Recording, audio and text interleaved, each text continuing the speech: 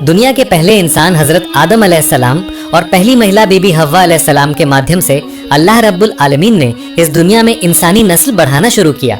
इंसानी नस्ल बढ़ाने का तरीका ये था कि हजरत हव्वा अलैहिस्सलाम हर साल 2 जुड़वा बच्चे पैदा करती थीं। इन जुड़वा बच्चों में से एक लड़का और एक लड़की होती थी। हजरत आदम अलैहिस्सलाम और बीबी हव्वा के पहले जुड़वा जोड़े के लड़के का नाम काबिल और लड़की का नाम अकलीमा रखा गया था। दूसरे जोड़े के लड़के का नाम हाबिल और लड़की का नाम गाजा था। काबिल की जुड़वा बहन अकलीमा बेहद खूबसूरत थी। अल्लाह रब्बुल आलमीन ने उन्हें बेशुमार सुंदरता से नवाजा था। दूसरी ओर हाबिल की जुड़वा बहन गाजा उतनी खूबसूरत नहीं थी। इसी तरह हर साल बीबी हव्वा अलैहिस्सलाम जुड़वा बच्चे पैदा करती रही और इंसानी नस्ल बढ़ती रही। जब उनके पहले 2 जोड़े बच्चे शादी के लायक हुए तो अल्लाह रब्बुल आलमीन ने एक खास हिदायत के साथ हजरत जिब्रील अलैहिस्सलाम को आदम अलैहिस्सलाम के पास भेजा। हजरत जिब्रील अलैहिस्सलाम ने आदम अलैहिस्सलाम के पास आकर कहा, ए अल्लाह के नबी आदम, आपके पहले 2 जोड़ों के बेटे बेटियों की शादी की उम्र हो गई है।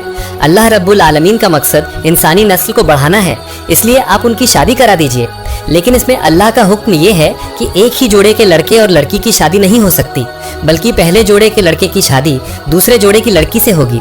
सावधान रहें, किसी भी हालत में एक ही जोड़े के लड़के लड़कियों की शादी ना हो। ये कहकर हजरत जिब्रील अलैहिस्सलाम चले रहे। अल्लाह रब्बुल आलमीन की तरफ से हिदायत मिलने पर हजरत आदम अलैहिस्सलाम ने अपने दोनों बेटों हाबिल और काबिल को बुलाया और कहा, ए मेरे बेटो, अल्लाह रब्बुल आलमीन की तरफ से एक खास हुक्म आया है। तुम्हारी शादी की उम्र हो गई है। अल्लाह रब्बुल आलमीन का मकसद इंसानी नस्ल को बढ़ाना है, इसलिए मैं तुम्हारी शादी कराना चाहता हूँ। तुम लोग सुन लो, शादी के मामले में अल्लाह रब्बुल आलमीन का हुक्म यह है कि एक ही जोड़े के लड़के लड़की की शादी नहीं हो सकती, बल्कि पहले जोड़े की लड़की की शादी दूसरे जोड़े के लड़के से होगी और दूसरे जोड़े के लड़के की शादी पहले जोड़े की लड़की से होगी। इसलिए काबिल की शादी गाजा से होगी और हाबिल की शादी अकलीमा से होगी। पिता की नसीहत सुनकर हाबिल चुप रहा, लेकिन काबिल ने सख्त ऐतराज किया। उसने विरोध करते हुए कहा, ए हमारे पिता, आप हमें जो हुक्म दे रहे हैं ये जुल्म और बेइंसाफी है। अकलीमा मेरे साथ पैदा हुई है तो तर्क यही कहता है कि उसकी शादी मुझसे ही हो, और गाजा हाबिल के साथ पैदा हुई है तो उसकी शादी हाबिल से ही हो। मेरी बहन अकलीमा बहुत खूबसूरत है, जबकि गाजा बहुत बदसूरत है। मैं अपनी बहन अकलीमा के अलावा किसी और से शादी नहीं करूंगा। काबिल अपनी बदसूरत बहन गाजा से शादी करे और मैं अपनी खूबसूरत बहन अकलीमा से शादी करूंगा। अल्लाह ताला ने तो हमें माँ के पेट में जोड़े जोड़े बनाया है, तो फिर दुनिया में पैदा होने के बाद आप ये जोड़ा क्यों तोड़ना चाहते हैं? ये तो बड़ा जुल्म और बेइंसाफी का हुक्म है। काबिल ने आगे कहा, पिताजी, मुझे लगता है कि आप हाबिल को मुझसे ज्यादा प्यार करते हैं, इसलिए उसकी शादी मेरी खूबसूरत बहन अकलीमा से कराना चाहते हैं।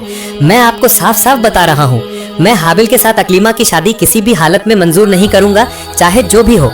मैं अपनी बहन अकलीमा से ही शादी करूंगा। अगर हमारी शादी को लेकर कोई हादसा होता है तो उसके जिम्मेदार आप होंगे। काबिल की बात सुनकर हजरत आदम अलैहिस्सलाम ने कहा, बेटा, शायद तुम ये समझ रहे हो कि ये मेरी अपनी बनाई हुई बातें हैं। मैं अपनी तरफ से कुछ नहीं कर रहा हूँ, बल्कि मैं तुम्हें अल्लाह रब्बुल आलमीन के हुक्म सुना रहा हूँ। और तुम ये जान लो, मैं अल्लाह रब्बुल आलमीन के हुक्म में जरा भी बदलाव नहीं कर सकता। उनके हुक्म के मुताबिक ही तुम्हारी शादी होगी। मैं एक बार उनका हुक्म ना मानकर जन्नत से दुनिया में भेजा गया हूँ। मैं दोबारा कभी उनका कोई हुक्म नहीं तोड़ूंगा। अगर मैं दोबारा अपने परवरदिगार के हुक्म के खिलाफ जाऊंगा तो मुझे नहीं पता कि मुझ पर क्या मुसीबत आएगी। मैं अपने परवरदिगार के अजाब और सजा से बहुत डरा हुआ हूँ। इसलिए ए मेरे बेटे, दिल से अल्लाह रब्बुल आलमीन का हुक्म मान लो और उन्होंने जिस तरह शादी का हुक्म दिया है उसी के मुताबिक शादी के लिए तैयार हो जाओ। लेकिन हजरत आदम अलैहिस्सलाम की कोई भी नसीहत काबिल के कानों तक नहीं पहुंची। वो अपनी जिद पर अड़ा रहा। हजरत आदम अलैहिस्सलाम ने उनसे कहा, ठीक है, तुम दोनों अभी जाओ। मैं इस बारे में अल्लाह रब्बुल आलमीन के अगले हुक्म का इंतजार करूंगा। उसके बाद मैं तुम्हें अल्लाह रब्बुल आलमीन का हुक्म बता दूंगा। इसके बाद हजरत आदम अलैहिस्सलाम ने अल्लाह रब्बुल आलमीन के दरबार में दुआ की, ए मेरे रब, मेरे बच्चों की शादी के बारे में जो फितना पैदा हुआ है वो सब आपने देखा है। मुझे इस बारे में एक बेहतरीन फैसला दीजिए ताकि उन्हें इसका कोई सबूत मिल सके। हजरत आदम अलैहिस्सलाम की दुआ के जवाब में अल्लाह रब्बुल आलमीन के हुक्म के साथ जिब्रील अलैहिस्सलाम उनके पास आए और बोले, ए आदम, आप अपने दोनों बेटों को कुर्बानी देने का हुक्म दे। वे अपनी कुर्बानी पहाड़ पर रखाएंगे। जिसकी कुर्बानी कबूल होगी वही अकलीमा से शादी करेगा। अल्लाह रब्बुल आलमीन की तरफ से ऐसा हुक्म मिलने पर हजरत आदम अलैहिस्सलाम ने दोबारा अपने बेटों को बुलाया और कहा, ए मेरे बेटो, अल्लाह रब्बुल आलमीन का हुक्म है कि तुम दोनों कुर्बानी दो और अपनी कुर्बानी पहाड़ के ऊपर रखाओ। जिसकी कुर्बानी को अल्लाह रब्बुल आलमीन कबूल करेंगे वो अकलीमा से शादी कर पाएगा। इसलिए जाओ और अपनी कुर्बानी पहाड़ के ऊपर रखाओ। हजरत आदम अलैहिस्सलाम के ज़माने में कुर्बानी का नियम था कि कुर्बानी का गोश्त पहाड़ के ऊपर रखा जाता था। اللہ رب العالمین جس کی قربانی قبول کرتے تھے اس کی قربانی کو آگ آ کر جلا دیتی تھی۔ یہ قربانی کے قبول ہونے کا نشان تھا۔ پتا کا حکم پا کر حابل اور قابل اپنی اپنی چیزوں میں سے قربانی کا سامان لینے چلے گئے۔ قابل کسان تھا، وہ کھیتی باڑی کر کے اناج پیدا کرتا تھا، اس لیے اس نے اپنے کھیتی کے سامان میں سے قربانی کا سامان اکٹھا کرنے کا ارادہ کیا۔ دوسری طرف حابل ایک چرواہا تھا، وہ بھیڑیں چرا کر اپنی زندگی چلاتا تھا، اس لیے اس نے اپنی بھیڑوں میں سے سب سے اچھی اور موٹی بھیڑ کو اللہ کی راہ میں قربان کرنے کے لیے چنا۔ اس کے بعد قابل اور حابل اپنی قربانی پہاڑ کے اوپر رکھائے۔ مفسر کرام نے بتایا ہے کہ حضرت آدم علیہ السلام بھی ان کے ساتھ اس جگہ پر موجود تھے۔ اس کے تھوڑی دیر بعد ہی اللہ رب العالمین کی طرف سے آگ کا ایک ٹکڑا آیا اور اس نے حابل کی قربانی کو جلا دیا۔ یہ دیکھ کر حابل بہت خوش ہوا اور اللہ رب العالمین کا شکریہ ادا کرنے لگا۔ دوسری اور قابل شرم، پچھتاوے، جلن کو غصے میں ایک خونخوار شکل میں آ گیا۔ اس نے آدم علیہ السلام سے کہا، پتا جی آپ حابل سے زیادہ پیار کرتے ہیں اور آپ نے اس کے لیے دعا کی، اس لیے اس کی قربانی قبول ہوئی، لیکن آپ مجھ سے پیار نہیں کرتے اور آپ نے میرے لیے دعا نہیں کی، اس لیے میری قربانی قبول نہیں ہوئی۔ اس نے حابل کو دیکھ کر کہا، حابل میں ضرور تمہیں مار ڈالوں گا۔ حابل نے جواب دیا، اے بھائی اگر تم مجھے مارنے کے لیے اپنا ہاتھ بڑھاؤ گے تو میں تمہیں مارنے کے لیے اپنا ہاتھ نہیں بڑھاؤں گا۔ میں چاہتا ہوں کہ تم میرے پاپ اور اپنے پاپ کا بوجھ اٹھاؤ، اور اللہ رب العالمین تو صرف متقیوں کی طرف سے ہی قربانی قبول کرتے ہیں۔ حضرت آدم علیہ السلام نے اس سے کہا، بیٹا تم نے اپنی آنکھوں سے دیکھ لیا کہ اللہ رب العالمین کی مرضی اور اچھا کیا ہے، اس لیے اللہ رب العالمین کی مرضی اور اچھا پر راضی رہو۔ تم حابیل کے ساتھ اچھے رشتے بنائے رکھو اور اللہ رب العالمین کے حکم کے مطابق شادی کرنے کے لیے تیار ہو جاؤ، اس سے اللہ رب العالمین بہت خوش ہوں گے اور دنیا اور آخرت دونوں جہانوں میں تمہارا بھلا ہوگا۔ لیکن قابل نے پتا کی کسی بھی بات پر دھیان نہیں دیا، وہ اپنی بے عزتی کی آگ میں حابل سے اور بھی زیادہ دشمنی رکھنے لگا۔ اس نے پکا ارادہ کر لیا کہ وہ کسی بھی طرح حابل کو مار ڈالے گا۔ اس کے بعد سے وہ حابل کو مارنے کے لیے موقع کی تلاش کرنے لگا، لیکن حضرت آدم علیہ السلام کے موجود ہونے کی وجہ سے اسے کوئی موقع نہیں مل پا رہا تھا۔ اس کے کچھ دن بعد ہی اللہ رب العالمین کی طرف سے حضرت آدم علیہ السلام کے پاس حکم آیا، اے آدم تم میرے گھر بیت اللہ کی زیارت کرنے کے لیے مکہ کی طرف جاؤ۔ حضرت آدم علیہ السلام نے اللہ رب العالمین کی طرف سے یہ حکم ملنے پر آسمان کی طرف دیکھ کر کہا، اے آسمان کیا تم میرے بچوں کی حفاظت کی ذمہ داری لوگے؟ آسمان نے جواب دیا، اے آدم میں تمہارے بچوں کی حفاظت کی ذمہ داری نہیں لے پاؤں گا۔ اس کے بعد حضرت آدم علیہ السلام نے پہاڑ کو دیکھ کر کہا، اے پہاڑ کیا تم میرے بچوں کی حفاظت کی ذمہ داری لے پاؤ گے؟ پہاڑ نے جواب دیا، اے آدم میں تمہارے بچوں کی حفاظت کی ذمہ داری نہیں لے پاؤں گا۔ پھر حضرت آدم علیہ السلام نے زمین کو دیکھ کر کہا، اے زمین کیا تم میرے بچوں کی حفاظت کی ذمہ داری لے پاؤ گی؟ زمین نے بھی حضرت آدم علیہ السلام کو وہی جواب دیا۔ تب حضرت آدم علیہ السلام نے حابل سے کہا، اے حابل کیا تم میرے بچوں کی رکشا کا دائتو سویکار کر سکتے ہو؟ حابل نے کہا، اے میرے پتا اگر اللہ مجھ پر کرپا کرے تو میں یہ دائتو سویکار کرنے کے لیے تیار ہوں۔ اس کے بعد حضرت آدم علیہ السلام اور بی بی حوا علیہ السلام نے بچوں کی دیکھ بھال کا ذمہ حابل کو سونپا اور مکہ کے لیے روانہ ہو گئے۔ حابل علیہ السلام کے حج پر جانے کے بعد قابیل کو اپنا مقصد پورا کرنے کا ایک بڑا موقع مل گیا۔ اتنے دنوں تک وہ پتا کی صدا کے ڈر سے اپنا مقصد پورا نہیں کر پا رہا تھا، لیکن جب پتا ان سے دور چلے گئے تو پھر کس بات کا ڈر۔ ایک دن حابل بکریاں چرانے کے لیے میدان میں گیا، پھر وہ تھک کر ایک پیڑ کی چھاؤں میں سو گیا۔ جب قابل نے دیکھا کہ حابل ایک سنسان جگہ پر پیڑ کی چھاؤں میں اکیلا سو رہا ہے تو اس نے اسے ایک خاص موقع سمجھا۔ اس نے سوچا کہ حابل کو مارنے کا یہی صحیح سمے ہے، لیکن اسے ایک مشکل کا سامنا کرنا پڑا۔ وہ مار تو دے گا لیکن کس طریقے سے یہ وہ طے نہیں کر پایا۔ چونکہ اس سے پہلے کسی نے کسی انسان کو نہیں مارا تھا، اس لیے قابل کو یہ طریقہ پتہ نہیں تھا۔ انسانوں کا ہمیشہ کا دشمن ابلیس یعنی شیطان جب یہ دیکھا کہ قابل ہتیا کو لے کر ایک خاص پریشانی میں ہے تو وہ سوچنے لگا کہ اس کی مدد کرنا میری ذمہ داری ہے۔ دراصل وہ ایسے ہی ایک موقع کا انتظار کر رہا تھا، اس لیے اس نے دیر نہ کرتے ہوئے ایک مسافر کے روپ میں قابل کے سامنے خود کو ظاہر کیا۔ پھر اس نے اپنی شیطانی طاقت سے ایک بناوٹی سانپ بنایا۔ سانپ دھیرے دھیرے انسان کے روپ میں ابلیس کی طرف بڑھنے لگا۔ ابلیس نے زمین سے ایک پتھر اٹھایا اور سانپ کے سر پر نشانہ لگا کر پھینک دیا۔ اس سے سانپ کا سر چکناچور ہو گیا اور سانپ وہیں مر گیا۔ ہتیا کرنے کا یہ طریقہ دیکھ کر قابل بہت خوش ہوا اور اس نے طے کر لیا کہ وہ اسی طریقے سے اپنے بھائی حابل کو مارے گا۔ ہتیا کرنے کا طریقہ سیکھنے کے بعد قابل دھیرے دھیرے حابل کی طرف بڑھنے لگا۔ جب وہ حابل کے پاس پہنچا تو اس نے ایک بڑا سا پتھر اپنے ہاتھ میں اٹھا لیا، پھر اس پتھر کو سوئے ہوئے حابل کے سر پر زور سے پھینک دیا۔ پتھر کے وار سے حابل کا سر پھٹ کر چکناچور ہو گیا اور وہ اسی وقت موت کی نیند سو گیا۔ حابل کی موت تو ہو گئی، لیکن اب ایک نئی سمسیا سامنے آ گئی اور وہ یہ تھی کہ حابل کی مردہ جسم کو کیسے چھپایا جائے، وہ خود کو کیسے بچائے گا۔ اس کے من میں یہ خیال آیا کہ اگر حابل کی لاش اسی طرح پڑی رہی تو اس کی موت کی خبر ضرور پتا کے کانوں تک پہنچے گی اور وہ یقیناً سمجھ جائیں گے کہ میں نے یہ قتل کیا ہے، اس لیے حابل کی موت کی خبر کسی بھی طرح پتا کے کانوں تک نہ پہنچے اور نہ ہی وہ اس کی لاش کو ڈھونڈ پائیں، اس کے لیے اس کی لاش کو چھپانا ضروری تھا۔ لیکن قابل سمجھ نہیں پا رہا تھا کہ وہ اپنے بھائی حابل کو کیسے دفنائے گا۔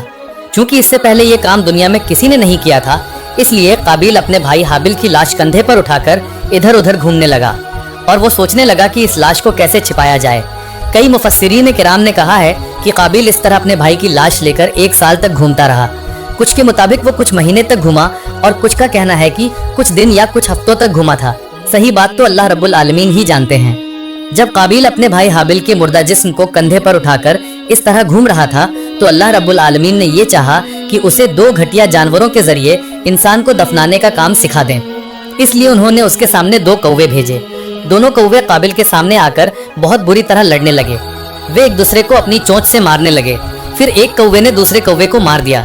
پھر زندہ کوے نے اپنی چونچ سے ایک گڈھا کھودا اور مرے ہوئے کوے کو اس گڈھے میں رکھ کر اس پر مٹی ڈال دی اور اڑ گیا۔ کووں سے انسان کو دفنانے کا یہ طریقہ دیکھ کر قابل بہت خوش ہوا اور اس نے دل ہی دل میں بہت شرمندہ ہوا اور خود کو دھکارنے لگا۔ افسوس، میں اس معمولی کوے جتنا بھی سمجھدار نہیں ہوں۔ ایک کوا انسان کو دفنانے کا جو طریقہ جانتا ہے وہ طریقہ بھی مجھے نہیں پتا۔ میں اس کوے جیسا بھی نہیں بن پایا۔ میں کتنا گھٹیا ہوں۔ کووں سے انسان کو دفنانے کا یہ طریقہ سیکھنے کے بعد قابل نے بھی اپنے بھائی حابل کو دفنانے کے لیے ایک قبر کھودی۔ اس کے بعد اس قبر میں حابل کی لاش رکھ کر اس پر مٹی ڈال دی۔ حابل کی لاش دفنانے کے بعد وہ نشچنت ہو گیا اور من ہی من سوچنے لگا، جو بھی ہو میں اس مصیبت سے چھٹکارا پا گیا، اب مجھے کون روک سکتا ہے، اقلیمہ سے تو میں شادی کروں گا ہی۔ یہ سب سوچتے ہوئے وہ راستے پر چل رہا تھا اور انتظار کر رہا تھا کہ کب وہ گھر پہنچے گا۔ اسی سمے اللہ رب العالمین نے زمین کو حکم دیا، اے زمین، تم قابل کے جسم کو گھٹنوں تک نگل لو، اسے ہلنے ڈلنے مت دو، اس نے اپنے بھائی کو مار کر مہا پاپی کا کام کیا ہے۔ زمین نے اسی وقت اللہ رب العالمین کا حکم مانا اور قابل کو گھٹنوں تک نگل لیا۔ بدقسمت قابل اپنے پیر کھینچ کر زمین سے نہیں نکال پایا۔ وہ سمجھ گیا کہ یہ سزا اللہ رب العالمین کی طرف سے آئی ہے۔ یہ بات سمجھ کر وہ اللہ رب العالمین کے دربار میں گڑ گڑا کر کہنے لگا، اے میرے مالک، ابلیس نے گناہ کر کے صرف آپ کے دربار سے نکالا گیا تھا، لیکن زمین نے اسے اس طرح نہیں نگلا تھا۔ کیا میرا گناہ ابلیس کے گناہ سے بھی بڑا ہے کہ زمین نے مجھے اس طرح نگل لیا؟ اللہ کی طرف سے اسے جواب دیا گیا، اے بدماش، اس نے کتنا بھی بڑا گناہ کیا ہو، اس نے اپنے ہاتھوں سے اپنے بھائی کو نہیں مارا تھا۔ قابل نے پھر کہا، اے میرے مالک، میرے پتا نے جنت میں رہتے ہوئے آپ کے حکم کی نافرمانی کر کے ایک بڑا گناہ کیا تھا، آپ نے اسے سزا تو دی لیکن زمین نے اسے بھی اس طرح نہیں نگلا تھا۔ اللہ کی طرف سے جواب آیا، اے ظالم، تمہارے پتا نے میرا حکم نہ مان کر اپنے اوپر ہی ظلم کیا تھا، لیکن تم نے ایسا گناہ کیا ہے جس میں دوسروں کا حق مارا گیا ہے، تم نے دوسروں پر ظلم کیا ہے، اس لیے تمہارا گناہ سب سے بڑا ہے۔ اس کے بعد اللہ رب العالمین نے زمین کو حکم دیا، اے زمین، تم قابل کے جسم کو اس کے سینے تک نگل لو۔ اسی وقت زمین نے اللہ رب العالمین کا حکم مانا اور قابل کے جسم کو سینے تک نگل لیا۔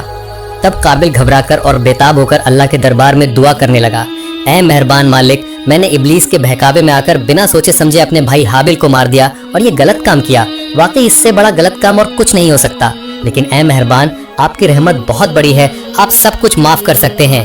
اے اللہ، میں نے اپنے پتا سے سنا ہے کہ آپ نے ان کے گناہ کو اپنے پیارے حبیب محمد صلی اللہ علیہ وسلم کے صدقے میں معاف کر دیا تھا، مجھے بھی آپ اپنے اس مہان حبیب کی برکت کے صدقے میں معاف کر دیجئے۔